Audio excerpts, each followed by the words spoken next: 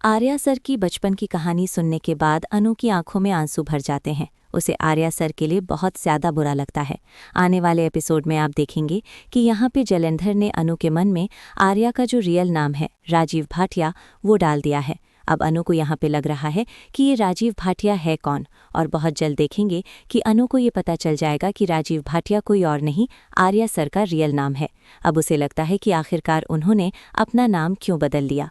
अनु Arya sir से कुछ भी नहीं पूछती है, चुपचाप से इसकी सच्चाई जानने की कोशिश करती हुई दिखाई देगी।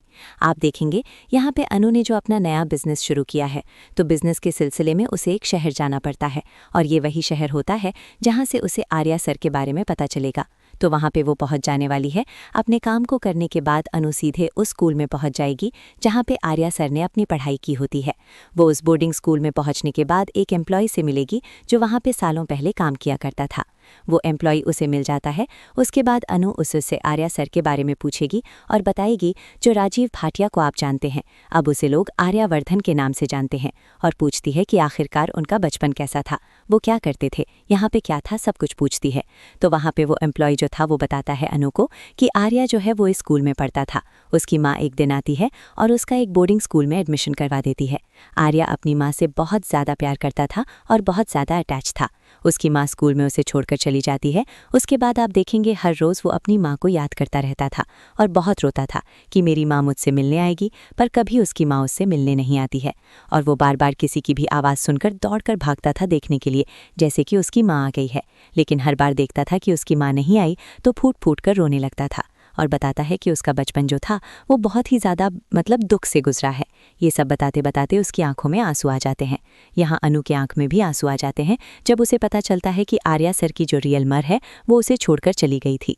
यहाँ पे आप देखेंगे फिर अनु सोचती है कि मुझे अब यहाँ पे ये पता करना पड़ेगा कि वो आखिरकार है तो कहाँ पे है। ये सब जानने के बाद इधर देखेंगे दूसरी तरफ आर्या सर को लगता है कि अनु क्या करने के लिए वहाँ पे गई है, और उसे अपना बचपन याद आने लगता है। उसे लगता है कि डर। तभी उसे मीरा से कहते हैं कि अनु कहाँ गई है, उसे जल्दी से बुलाओ, मैं नहीं चाहता हूँ कि अनु वहाँ पे और रुके।